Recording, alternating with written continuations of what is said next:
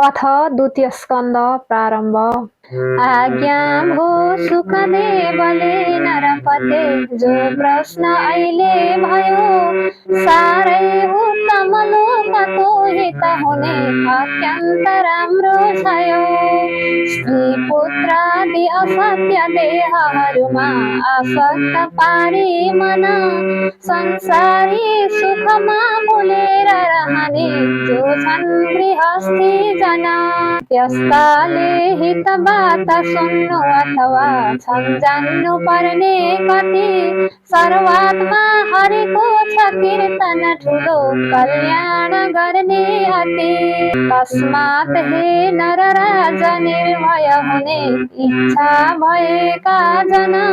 सुन्छन् दिव्य चरित्र कृष्ण प्रभुको गर्छन् सदा कीर्तना। यही हो उत्तम सांख्य योगहरूको वेदान्तको सम्पत्ति, होस् राम्रोसित अन्त्यका बखतमा नारायणैको स्मृति। नित्यै निर्गुणका उपासक ठुला ज्ञानी महात्मा पनि गर्छन् कीर्तन सुन्दछन् हरि कथा कर्तव्य हो यो भने। मैले उत्तम दिव्य भागवत यो वेदैश्वरीको छोरा, बाबा व्यासजीबाट नै सब सुने लाग्दा अघि द्वापरा। सोही दिव्य कथा सुनाउँछु यहाँ आनन्द पार्ने अति, सुन्नाले हरि भक्ति बढ्छ मनमा सप्रन्छ चाँडै मति। व्यर्थै हो बुझात्म चिन्तन बिना धेरै पनि जीवन, थोरै जीवन धन्य हुन्छ तिनको जो गर्दछन् कीर्तना। आयुर्दा निजको बुझी दुई घडी खट्वाङ्ग राजर्षिले, त्यागी सङ्ग पवित्र धाम सजिलै पाए बडो भक्तिले। मर्ने म्याद तपाईँको तन्त्रिपते धेरै छ साता दिन, श्रीमद् भागवतै सुनेर हरिको नै गर्नुहोस् कीर्तना। नासिन्छन् सब पाप भागवतले ठारिन्छ चाँडै मति, भक्ति श्री हरिमा बढेर सजिलै पाइन्छ राम्रो गति। माया स्नेह तजेर धैर्य मनले त्यागेर मर्ने डर, जाई उत्तम तीर्थमा जतनले पारेर चित्त स्थिर। ओम एकाक्षर मन्त्रको जप गरी सम्झेर आत्मा कन,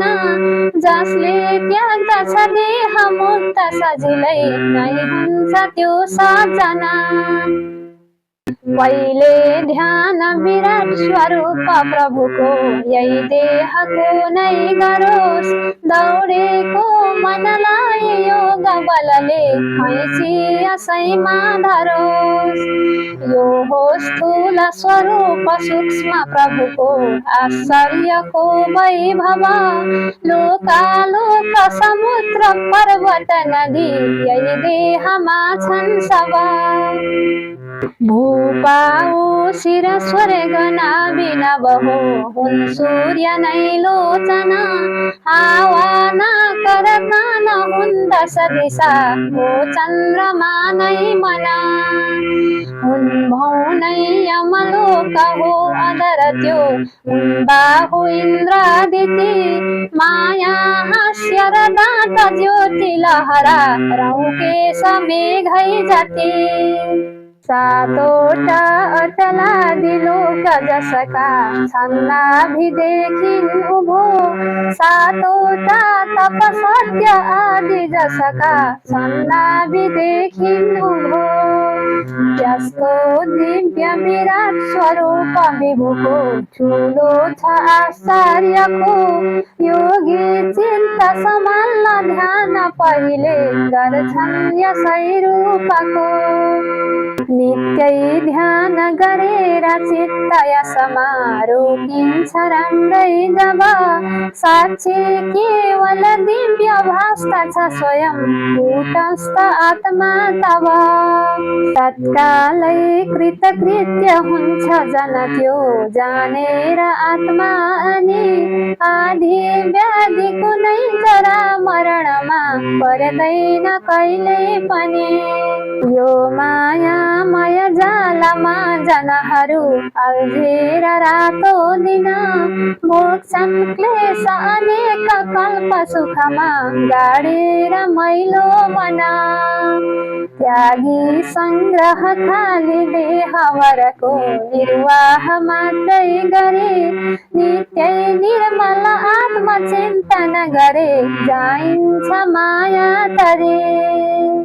सम्झन्छन् कति भित्र हृदयमा पारेर चित्त स्थिर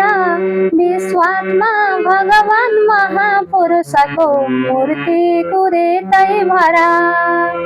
माला उत्तम शङ्ख चक्र र गदा पद्मादि पीताम्बरा नाना भूषणले सुशोभित बडो राम्रो सफा सुन्दर एकान्त स्थलमा रही स्थिर भई अभ्यास नित्यै गरी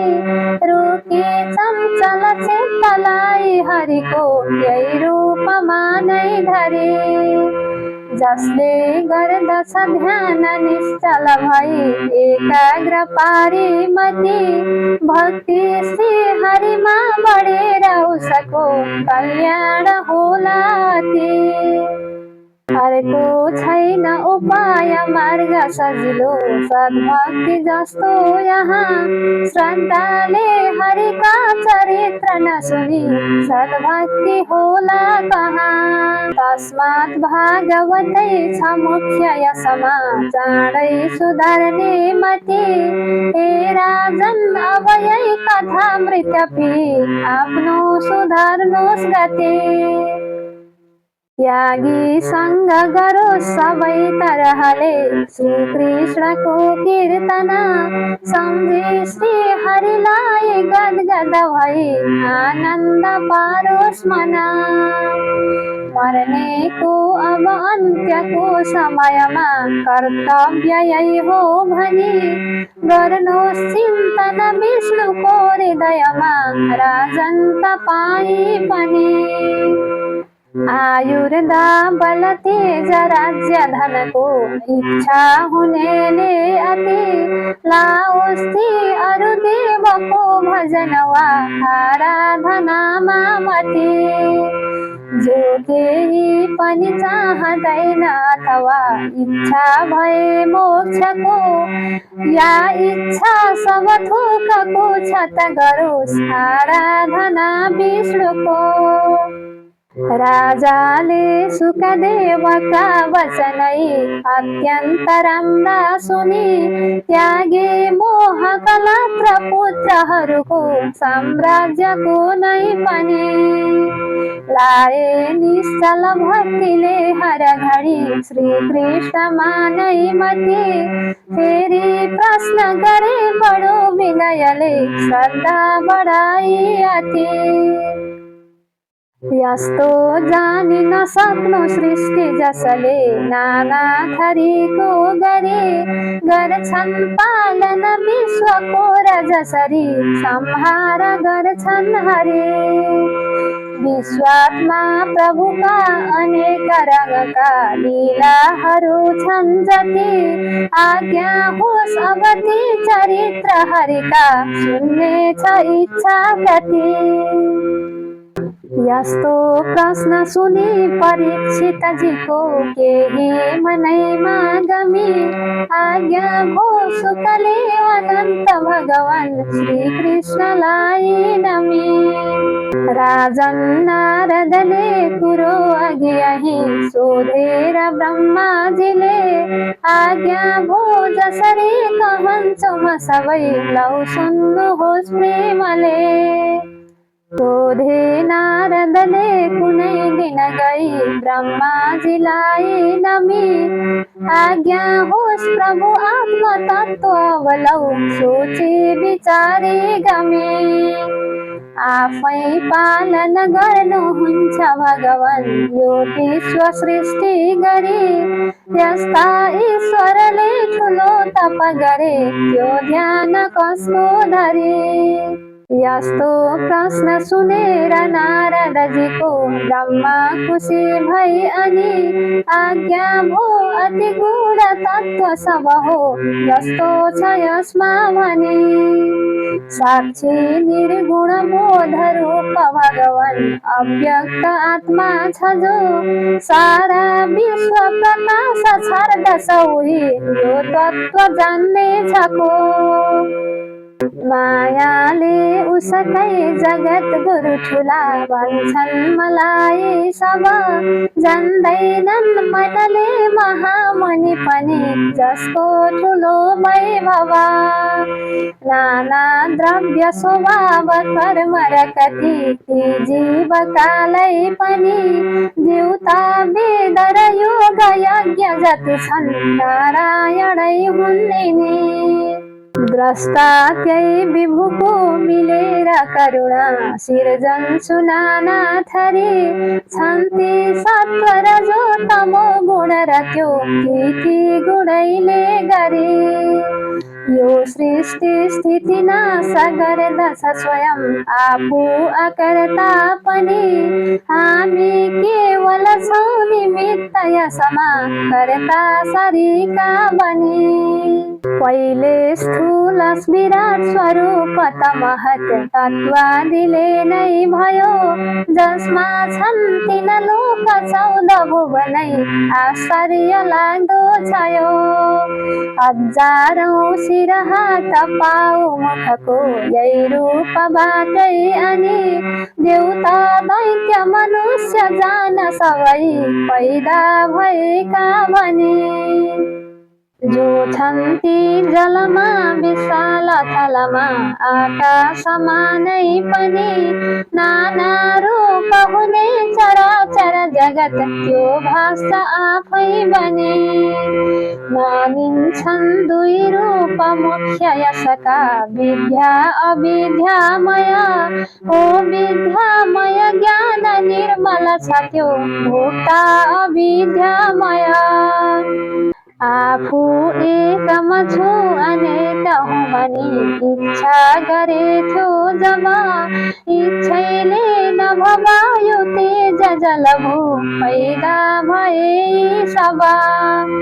यही हो लौ प्रकृति प्रभाव यसकै द्वारा बने विश्वर चल्छन् यी जड देहका हृदयमा चैतन्य आत्मा छ र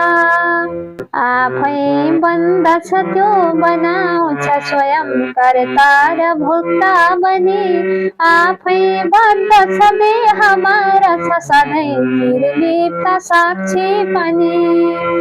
नित्यै निर्गुण ब्रह्म तीन गुणले त्यो भाष नाना भई सारा विश्व प्रकाश गर्छ रविले जय चित्तमा नै रहे यही हो कारण बीज विश्व सबको श्री शेष साई छयो उसकै अद्भुत नाभिको कमलमा उत्पत्ति मेरो भयो देखे साधन यज्ञका सब उसैका अङ्ग प्रत्यङ्ग र